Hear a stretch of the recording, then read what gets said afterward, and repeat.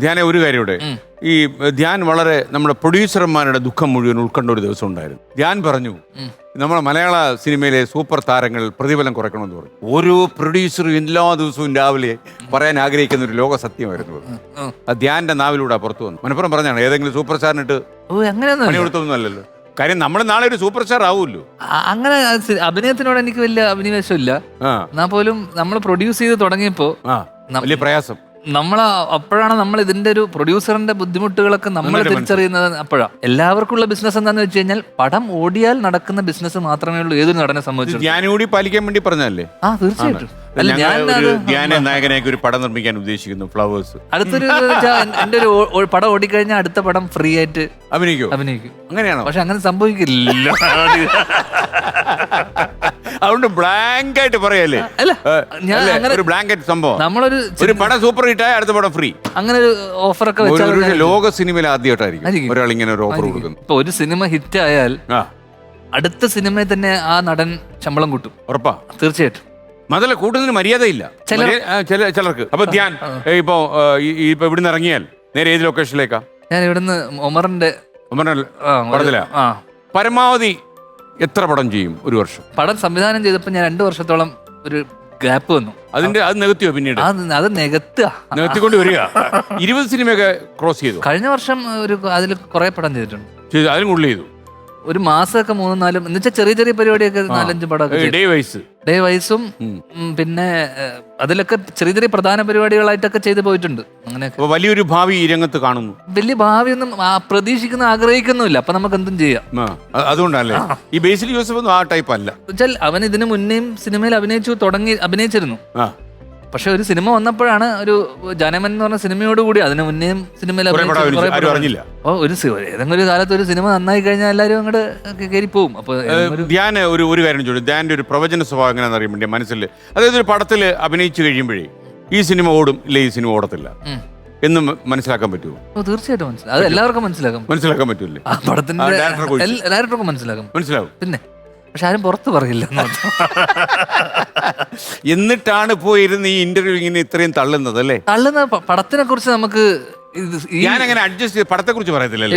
ബാക്കി ഈ പടം വിജയിക്കേണ്ടതാണ് പ്രിഫറൽ ആയിട്ട് പറഞ്ഞേ പോയുള്ളൂ. കാരണം വെച്ചാൽ ഈ ഇന്റർവ്യൂവും പരിപാടിയൊക്കെ വന്നിട്ട് ഒരു 4-5 വർഷമേ ആയിട്ടുള്ളൂ ഡിജിറ്റൽ. അപ്പൊ ഇതൊരു ചടങ്ങായി മാറി. എന്ന് വെച്ചാൽ മാർക്കറ്റിംഗ് എന്ന് പോസ്റ്ററും ഫ്ലക്സും മറ്റേ പേപ്പർ ആഡും ഇട്ടിട്ട് ഡിജിറ്റലിലേക്ക് ഇത് വന്നപ്പോഴേക്കും, ഡിജിറ്റൽ യുഗം വന്ന് യൂട്യൂബ് എന്ന് പറഞ്ഞൊരു സാധനം വന്നപ്പോഴേക്കും ഇതിൽ പോയി ഇരുന്ന് ഇന്റർവ്യൂ എടുത്താൽ മാത്രമേ സിനിമ ആൾക്കാർ അറിയുള്ളൂ എന്നുള്ളൊരു അവസ്ഥ വന്നു. ഞാൻ ഒരു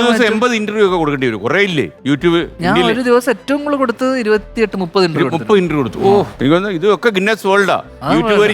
കാരണം അത് രാവിലെ ഒരു 8-9 മണി തൊട്ട് പുറച്ച 2-3 മണി വരെ കൊടുത്തിട്ടുണ്ട്. അപ്പൊ ഇന്ത്യയിൽ 7.5 ലക്ഷം യൂട്യൂബ് ചാനലുണ്ട്. അതിലൊരു 5.5 ലക്ഷം കേരളത്തിലാണ്.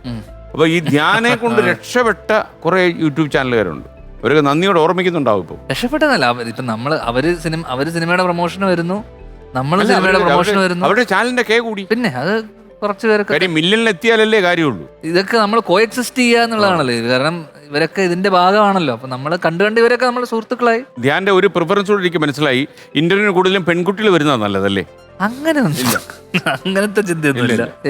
അങ്ങനെയാണെങ്കിൽ പെൺകുട്ടിയോടൊരു കാര്യം പറയാന്ന് വിചാരിച്ചാ അല്ല, പ്രഖ്യാപനം വേണ്ടല്ലേ? പെൺകുട്ടികളുടെ അടുത്ത് നമുക്ക് ആക്ച്വലി നമുക്ക് ചില കാര്യങ്ങളൊന്നും വെട്ടി തുറന്ന് നമുക്ക് പറയാൻ പറ്റില്ല. ആമ്പിളരാണ് കുറച്ചുകൂടെ മര്യാദക്കാര് അല്ലേ? നല്ലത്. മാത്രമല്ല ഇതിനകത്തൊരു ബ്രേക്കിംഗ് ന്യൂസ് കൂടെ തന്നായിരുന്നു. സിനിമയിൽ അങ്ങനെ ഒരു സൗഹൃദം വേണ്ട എന്ന്. സൗഹൃദം വേണ്ടാന്നല്ല, എനിക്ക് പൊതുവെ കുറവല്ലേ? വേണ്ടെന്ന് ഞാൻ പറയുന്നില്ല. ഉള്ളവർ കൊണ്ട് കിടന്നുണ്ട്. പക്ഷേ നമുക്ക് ഒരുപാട് കാശ് കിട്ടിയ ധ്യാൻ എന്താ ചെയ്യാൻ പറ്റും? ഇപ്പൊ ഇവിടുന്ന് പൈസ കിട്ടി. ഞാൻ വീട്ടിലെ അച്ഛനെയും അമ്മയും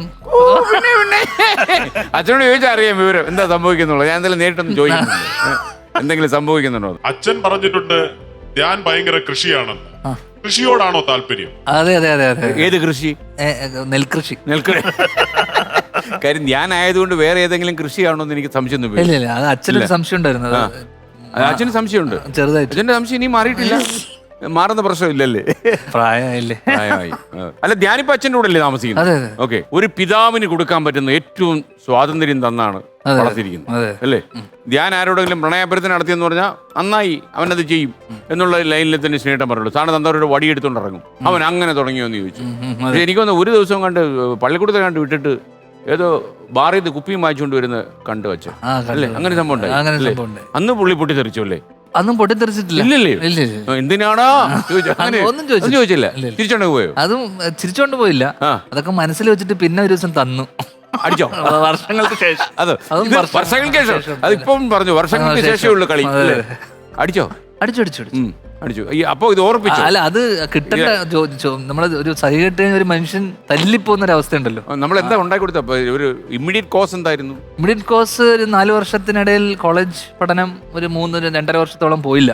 അതായത് നമ്മൾ 4 വർഷത്തിൽ 1.5 വർഷം നമ്മൾ ബാക്കിയിട്ടുള്ളൂ. 2.5 കൊല്ലം പോയില്ല. അത് വൈകി അറിഞ്ഞത്. അപ്പൊ അറിയണമായിരുന്നു. അവര് ഒരുപാട് അന്വേഷിച്ചില്ലല്ലോ. അന്വേഷിച്ചില്ല. അന്വേഷിക്കണമല്ലോ. അന്വേഷിക്കണം. വലിയ തെറ്റാ ചെയ്ത്. കൊടിയ തെറ്റാ. അതെ അതെ, വിശ്വസിച്ചു. വിശ്വസിക്കാൻ പറ്റുന്ന ഒരാളായിരുന്നില്ല ഞാൻ. അത് ഞാൻ വിനീതിനെ കണ്ടു. വിനീത് പഠിപ്പിച്ചായിരുന്നല്ലോ ചെറുതായിട്ട് അല്ലേ? പാട്ടും തിരക്കഥയും ഒക്കെ ആയിട്ട്, കഥയും ഒക്കെ ആയിട്ട് അല്ലേ? വിശ്വസിക്കാൻ പറ്റുന്ന രീതിയിലുള്ള ഒരു കാര്യം അതിന് മുന്നേയും പിന്നെയും ഞാൻ ചെയ്തിട്ടില്ല.